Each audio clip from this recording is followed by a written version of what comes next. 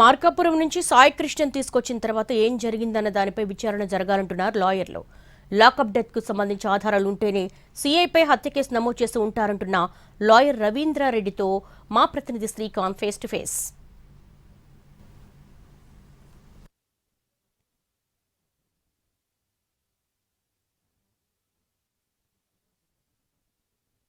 ప్రకంపనలు సృష్టిస్తున్నటువంటి సాయి కృష్ణ మిస్సింగ్ మిస్టరీకి సంబంధించి అనేక మలుపులు అయితే చోటు చేసుకుంటూ ఉంటున్నాయి. దీనికి సంబంధించి ఇవాళ ఎవరైతే లాకప్ డెత్ చేశారు అనే ఆరోపణలు ఎదుర్కొంటున్నారో సిఐ నాగరాజు మీద హత్య కేసు కూడా పోలీసులు నమోదు చేశారు. ఆయన అరెస్టుకు కూడా రంగం సిద్ధమవుతున్న నేపథ్యంలో అనేక ప్రశ్నలు సాయి కృష్ణ కుటుంబ సభ్యుల నుండి వస్తూ ఉన్నాయి. సార్, గతంలో కూడా లాకప్ డెత్లు అనేకం జరిగినప్పటికీ ఈ కేసును చూస్తే అసలు ఇప్పటికీ కూడా సాయి కృష్ణ ఉన్నాడా లేకపోతే ఏమయ్యాడు అనేది మిస్టరీ కొనసాగుతూ ఉండగానే సిఐ నాగరాజు మీద హత్య కేసు అనేది నమోదు చేశారు. ఎట్లా చూడాలి?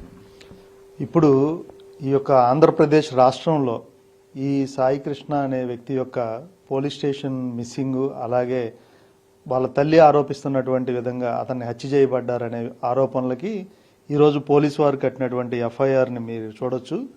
అతను బతికి లేడు, చనిపోయాడు అని నిర్ధారణ చేసినట్టుగానే మనం భావించాలి. ఎందుకంటే ఇక్కడ సిఐ నాగరాజుని ముద్దాయిగా చూపెడుతూ అతని మీద హత్య, అలాగే సాక్ష్యాధారాలను తారుమారు చేసినట్టు, అలాగే వ్యక్తిని అనేక రోజులు నిర్బంధించి బలవంతంగా టార్చర్ పెట్టి ఎక్కడైతే నిర్బంధించి టార్చర్ చేశారో ఆ ప్రాంతం యొక్క వివరాలు, ప్లేస్ని అధికారులకి, బంధువులకి ఎవరికి తెలియకుండా రహస్యంగా ఉంచినందుకు అతని మీద ఎఫ్ఐఆర్ కట్టినట్టుగా ఇవాళ పోలీసు వారే రిలీజ్ చేశారు. క్రైమ్ నెంబర్ 107/2026 అని చెప్పి. సో ఈ ఎఫ్ఐఆర్ని బేస్ చేసుకొని పోలీసులు ఈ యొక్క రాష్ట్ర ప్రజలకి చెప్పదలుచుకుంది ఏంటయా అంటే అతను చనిపోయాడు అనేది నిర్ధారణ చేసినట్టుగానే భావించే విధంగా ఈ యొక్క ఎఫ్ఐఆర్ ఉంది. కాబట్టి సాయి కృష్ణ అనే వ్యక్తి చనిపోయాడు అనే దగ్గర నుంచే వీళ్ళు ఇన్వెస్టిగేషన్ చేయనున్నారని మనం భావించాల్సింది ఉంది. ఒక వ్యక్తిని కస్టోడియల్ టార్చర్ చేసి అతను గనక చనిపోయినట్టుగా ఉండి ఆ డెడ్ బాడీ కనుక దొరికి దాన్ని పోస్ట్ మార్టం చేస్తే డెఫినెట్గా పోస్ట్ మార్టం సందర్భంలో ఆ బాడీ మీద గాయాలు ఉంటాయి, అలాగే పోస్ట్ మార్టం రిపోర్ట్ ఉంటుంది. దాని ఆధారంగా ఖచ్చితంగా ఆ రోజు స్టేషన్లో విధులు నిర్వహిస్తున్నటువంటి సిఐ గారి దగ్గర నుంచి కానిస్టేబుల్ వరకు, సెంట్రీ దగ్గర నుంచి రైటర్ వరకు అందరూ కూడా బాధ్యత వహించాల్సి ఉంటుంది. గతంలో మనం చూస్తే తమిళనాడులో తుత్తుగూడలో జరిగినటువంటి జయరాజు అలాగే వాళ్ళ అబ్బాయి మీద జరిగిన లాకప్ డెత్ కేసులో మనం చూసాము. దాదాపు 10 మంది మీద సిబిఐ ఛార్జ్షీటు ఫైల్ చేస్తే 9 మంది మీద వాళ్ళకి మరణశిక్ష విధించడం జరిగింది. కాబట్టి ఈ కేసులో పోలీసు వారు నిజంగా గనక ఆ విధంగా చేసి ఎక్కడ న్యాయానికి, ప్రజలకి, చట్టానికి దొరికి కేసులో ఇరుక్కుంటామనే భయంతో గనక ఆ బాడీని క్రిమిటేషన్ చేసి బూడిద చేసి సాక్ష్యాలని తారుమారు చేసినటువంటి సందర్భం గనక ఉన్నట్టయితే అది చాలా తీవ్రమైన నేరంగా పరిగణించబడుతుంది. బాడీ లేనప్పటికీ కూడా అనేక కేసుల్లో గతంలో మనం చూసుకుంటే సర్కంస్టెన్షియల్ ఎవిడెన్స్ని బేస్ చేసుకొని మరణశిక్షలు కూడా వేసిన సందర్భం ఉంది. కాబట్టి ఎవరైతే నేరానికి పాల్పడ్డారో నిజంగా అలాంటి విషయమే జరుగుంటే ఆ యొక్క వ్యక్తి పట్ల ఖచ్చితంగా దాంట్లో ఇన్వాల్వ్ అయిన వాళ్ళందరికీ శిక్ష పడుతుంది.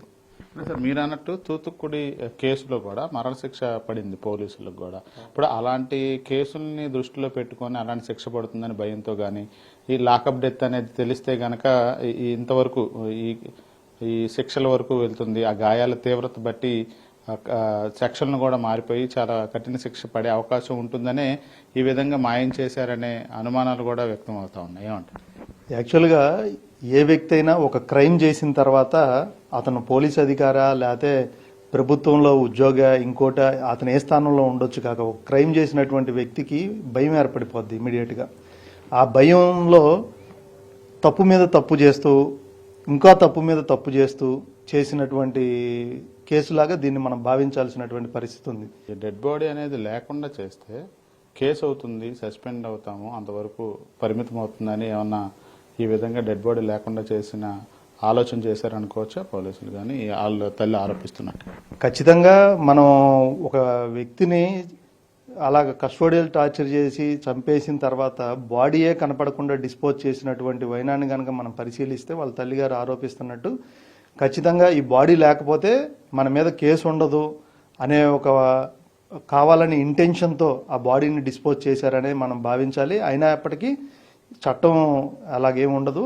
ఖచ్చితంగా అనేక కేసుల్లో బాడీ లేనప్పటికీ కూడా మరణశిక్షణ వేసిన సందర్భం ఉన్నాయి. ఈ కేసులో నుంచి ఎవరు కూడా తప్పించుకునేదానికి అవకాశం జరిగిన ఘటనకి వాళ్ళ తల్లి చెప్తున్న దానికి నమోదైన కేసుకి సారూప్యత ఉందా? సెక్షన్లు కానీ ఏంటి అనేది ఇంకా వేరే ఏమైనా ఆల్టర్ చేసే అవకాశం? యాక్చువల్గా ఒక కంప్లైంట్ వచ్చినప్పుడు ఖచ్చితంగా పోలీస్ ఆఫీసర్లు ఆ కంప్లైంట్ మీద ఎఫ్ఐఆర్ వేయాలి. కానీ ఈ కేసులో ఎవరైతే తల్లిగారు ఉన్నారో వాళ్ళ కొడుకు కనపడట్లేదు, చంపేశారనే ఆరోపణలతో కంప్లైంట్ ఇచ్చారో అది ఇచ్చిన రోజున ఎఫ్ఐఆర్ వేసుంటే ప్రజలకు ఇంత అనుమానం ఉండేది కాదు. కానీ ఆ రోజు నుంచి కోర్టులో హెబియస్ కార్పస్ చేసి దాని మీద ఒక విచారణ జరిగిన తర్వాత కూడా ఎఫ్ఐఆర్ వేయలే. నిన్న సడన్గా మర్డర్ జరిగిపోయింది అనేసి ఎఫ్ఐఆర్ వేయటం కొంచెం అనుమానాలకు తావిస్తుంది. ఎందుకంటే వాళ్ళు ఆరోపిస్తుంది మార్కాపురం నుంచి వ్యక్తిని బలవంతంగా తీసుకొచ్చారని. కిడ్నాప్ కేసు పెట్టాలి, లేకపోతే అక్రమంగా నిర్బంధించారని చెప్పి పెట్టాలి. అక్కడి నుంచి విచారణ చేస్తూ ఎవిడెన్స్ని సేకరిస్తూ సెక్షన్ ఆల్టర్ చేసుకుంటూ ఇన్వెస్టిగేషన్ వెళ్లాల్సినటువంటి పరిస్థితి ఉంది. కానీ దీంట్లో డైరెక్ట్గా మర్డర్ జరిగినట్టుగానే పెట్టేశారు. మర్డర్ జరిగిందని నిర్ధారణ ఎలా చేస్తారు అనేది పోలీసు వారు కూడా సమాజానికి తెలియజేయాల్సిన అవసరం ఉంది.